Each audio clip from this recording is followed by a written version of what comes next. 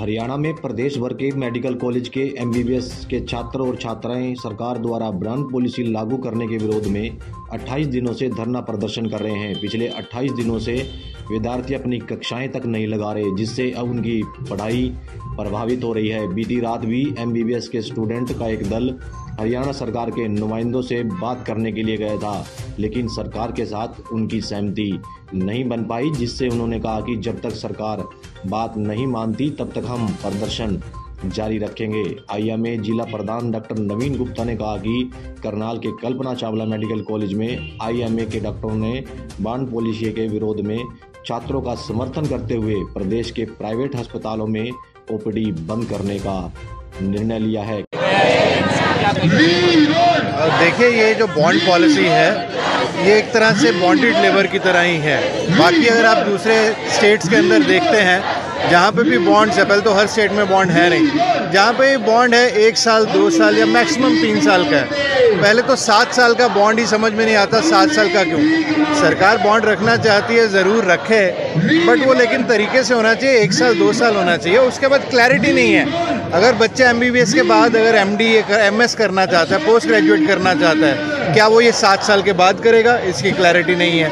कहीं पे भी रिटर्न में नहीं है। वर्बल तो बहुत कुछ बोला गया, और प्लस अगर सरकार कल को उनको कोई जॉब देने से असमर्थ रहती है, आप जानते हैं जॉब्स हमेशा नहीं होती। जितने लोग एप्लीकेंट है उतनी जॉब्स अभी भी नहीं है। अभी भी जो डॉक्टर्स की जॉब्स निकली थी, जितने लोगों की निकली थी, मेरे ख्याल से उससे 10 गुना ज़्यादा आवेदन आए थे उसके लिए। जब सरकार के पास जॉब्स ही नहीं है तो जो बच्चे आगे उत्तीर्ण होकर निकलेंगे एमबीबीएस के बाद, उनको क्या होगा? उनको जब जॉब नहीं मिलेगी, क्या उनको बॉन्ड से बरी किया जाएगा? ये भी कहीं बॉन्ड की शर्तों में नहीं लिखा गया है। तो ये एक बंधुआ मजदूरी की तरह हो जाएगा। जहाँ तक रही सरकार कहती कि हमें इन पे पैसा खर्चा है, हमें इनसे पैसा रिकवर करना है, तो मेरा ये मानना है यहाँ पे थोड़ा सा समझ में अंतर है। जो हम कहते हैं कि मेडिकल की शिक्षा पे जो बहुत ज़्यादा करोड़ों रुपए सरकार खर्च करती है, वो सही नहीं है। क्योंकि मेडिकल कॉलेज के साथ साथ जो हॉस्पिटल बनते हैं, जहाँ लीजिए अब कल्पना चावला में खड़े हैं, कॉलेज के साथ ये हॉस्पिटल भी है। तो हॉस्पिटल में किसका, क्या वो मरीजों के लिए हॉस्पिटल है कि स्टूडेंट्स के लिए? पहले तो प्रथम तौर पे तो मरीजों के लिए।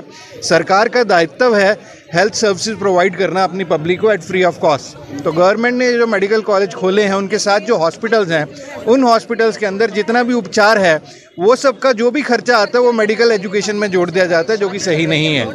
अगर मेडिकल एजुकेशन की बात करें, सिर्फ फर्स्ट ईयर को छोड़ दें, जो एनाटॉमी, फिजियोलॉजी, बायोकेमिस्ट्री, बाकी जितने भी डिपार्टमेंट है वो सारे डिपार्टमेंट्स हॉस्पिटल में काम के लिए, ना कि बच्चों की पढ़ाई के लिए। वो बच्चों की पढ़ाई उनके लिए एक्स्ट्रा है, प्राइमरीली तो वो हॉस्पिटल में पेशेंट देख रहे हैं। सो आप कहाँ से कह सकते हैं कि जो हॉस्पिटल का खर्चा है वही मेडिकल कॉलेज में डाल के बच्चों की एजुकेशन में डिवाइड करके पर बच्चा इतना खर्चा रहा है, जो कि गलत है।